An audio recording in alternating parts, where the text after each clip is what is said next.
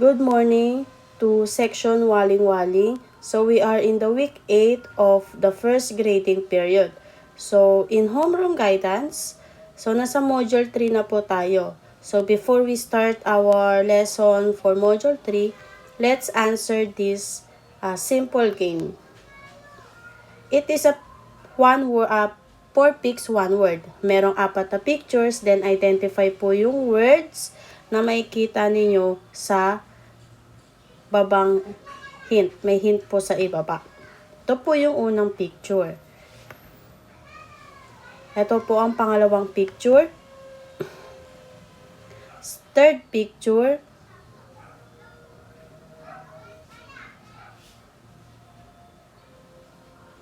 Fourth picture. Then the last picture. Okay po, mamaya po ibibigay ko ang sagot sa inyo sa activity na to. So, proceed po tayo sa Homeroom Guidance 8 ng first quarter in Module 3 titled Being Mindful with My Influencers.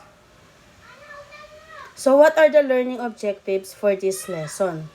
So, at the end of the session, you are expected to do the following. First is explain the influence of the family, peers, significant persons, media, socioeconomic status, and other aspects in choosing your senior high school track and strand. Second is recognize the relevance of the different factors in choosing your tracks in senior high school. And the third objective is to value the benefits of an informed choice senior high school track and strand. So, gaano ka-importansya ang mga taong nakapaligid sa atin sa pagpipili ng kukunin nating strand at saka track sa senior high school. So, let's try this activity. So, sa table po, ang titled ay My Influencers. So, write your responses on what are being asked. In the third column, write the influence you to have your choices. May example po dito. First is yung interest. Then, second column po is yung your responses. So, ano yung mga interest mo? Then, second influencer is the sino-sino yung mga nakaka-impluensya sa'yo sa gawin itong mga bagay na to. Okay po. Kaya po, sa susunod po, kayo na po maglalagay niyan sa number 1, number 2, number 3, hanggang sa number 10. Okay po. Let's try answer this question. Yung mga processing questions. Number 1, what do you notice on your influencers? Number 2, what are these influentials to you? Number 3, what would probably influence the most in choosing your senior high school track and strand and why? So, ano-ano at sino-sino ang mga taong nakakatulong sa'yo para mapili mo yung course o yung strand at saka track na pipiliin mo sa senior high school at saka bakit? Let's explore this. Doon po sa nakaraang activity, so, ika-categorize naman po natin ang ating mga influencers using yung table below. Now, ito po sasagutan nyo po yan. Ang mga possible categories po ay family, peers, significant person, media, socioeconomic status. Sino-sino po ang mga nakaka-impluwensya sa'yo at anong kategory siya nabibilang. Okay po. Next, let's explore this. So, ito po yung processing question doon sa activity kanina. So, what categories appears more often in your answer? Ano ang pinakamaraming category ang mga sagot mo doon sa table? Number 2, how does their influence help you to understand the senior high school track and strand you want to take? May napili ka ng track sa senior high school. So, paano sila nakaka-impluwensya sa'yo? Number 3, how do you feel about their influence and why? Keep in mind, So, sino-sino yung mga nakaka-impluwensya sa ating mga paligid o sa ating mga desisyon?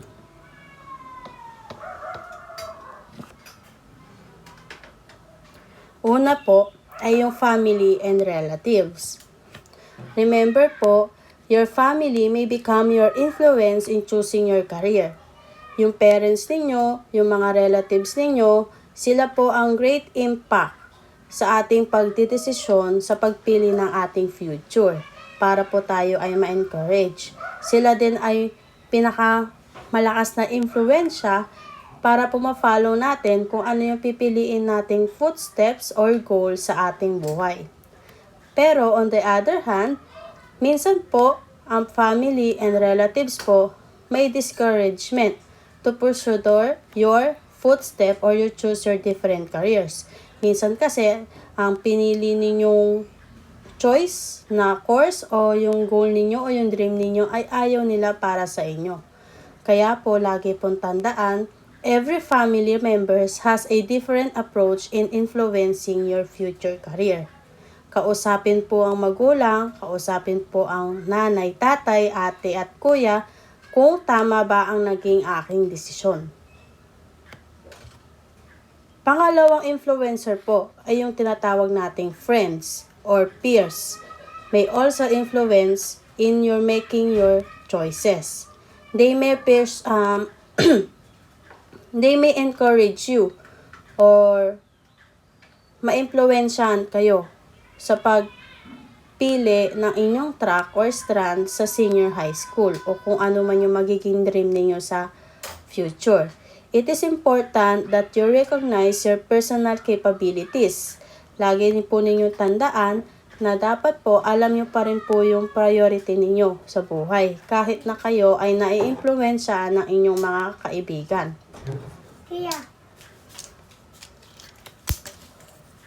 Next, media, yung pangatlo po.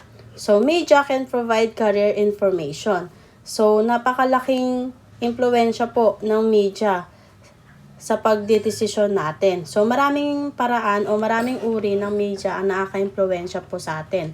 Meron pong internet, kung saan po napaka-very broad at napakaraming informasyon na kayong makukuha sa pagpili ninyo ng strand sa senior high school o kung ano man po yung inyong magiging interest sa futures. Also, meron din po tayong magazines, newspapers, and other relevant resources. Ang media po nakakatulong din sa ating pagdedesisyon. Pero madalas po ang media din ay nakakasama din sa ating mga desisyon. Kaya po piliin natin ang ating mga babasahin, ang ating papanoorin upang hindi tayo magkamali ng ating desisyon pagdating sa senior high school. Next po is the socio-economic status.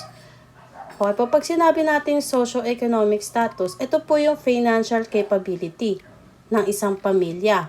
Kung meron po kayong pinansyal o maayos po ang trabaho ng mga magulang, ang mga negosyo, pwede kayong pumili ng senior high school track or strand or yung course na gusto ninyo na kaya po ng inyong budget.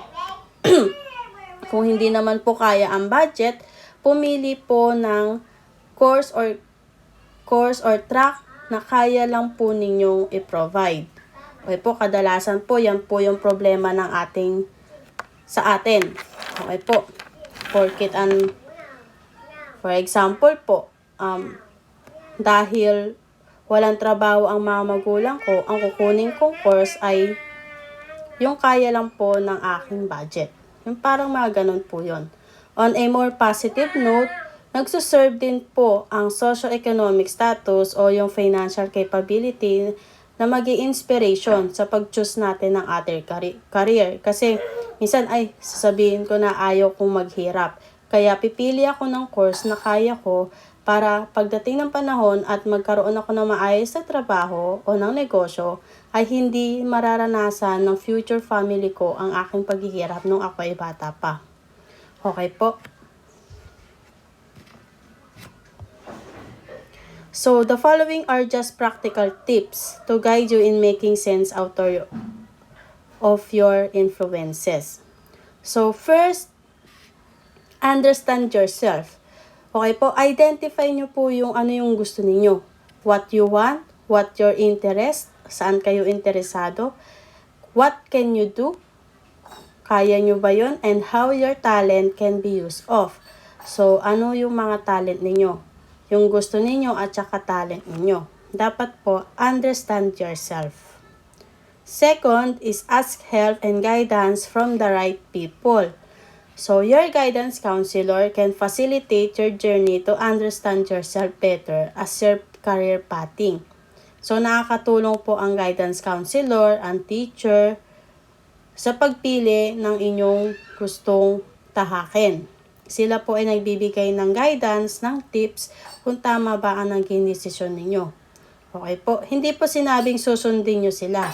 Sila lang po yung mga trusted adults na pwede ninyong hingan ng tulong sa pagdidesisyon. Number 3, help yourself to be informed.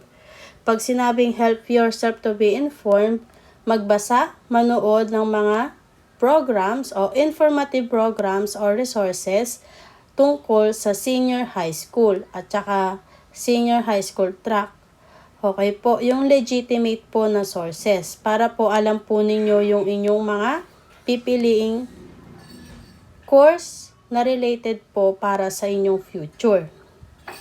Number 4 po is consider the pros and cons of your choice. So may napili ka ng strand sa senior high school. Ano yung pros niya? O yung tama niya? At ano yung cons niya? Yung negative outcome ng pagpili niyo doon. For example, gusto mo maging teacher, pero ang pinili mong strand sa senior high school ay STEM. Okay po, sobrang layo po. Kasi ang STEM po ay science, technology, engineering, and something. Okay po, related lang po yon sa engineering courses. So, kung teacher po ang gusto ninyo, dapat po pumili kayo ng strand sa senior high na related po sa pagti-teacher. Okay po? Okay, so share your thoughts and feelings. So, sagutan po ang question na makikita ninyo sa module. Ito po yon. So, ano po ang thoughts ninyo tungkol sa senior high school? What feelings that it gives you? How do you intend to prepare yourself for that? After ng grade 10, so, paano mo ipiprepare ang sarili mo sa senior high school? So, meron ka pang 2 taon para mag-prepare. So, ano-ano yung mga gagawin mo para i-prepare ang pagpili mo o pagpasok mo sa senior high school?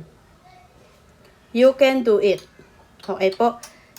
Write a simple self-prophecy about your senior high school life. Okay po, gagawa lang po kayo ng 5 sentences about your life in senior high school. Prophecy, for example, kayo ay nasa senior high school na. So, ito po yung sasagutin ninyo doon po sa paragraph. So, what topics or activities would you be delighted do and learn? What are your performing tasks or activities in that level? And how do you want senior high school to help you reach your goals after basic education? Okay po. Next na activity is what I have learned. Sasagutan nyo lang po yung nakadalawang linya. Copy and answer po. Okay? My greatest influence on career pathing right now is blank. And it leads me to consider blank as my possible senior high school track or strand choices. Okay po. Mahalaga po na ngayon pa lang ay pag-isipan niyo na kung ano po yung kukunin ninyong senior high school track pagdating ninyo sa senior high school. Okay po. So, thank you po sa pakikinig. Sagutan po ng maayos ang mga activities at ipapasa po yan sa huling retrieval date.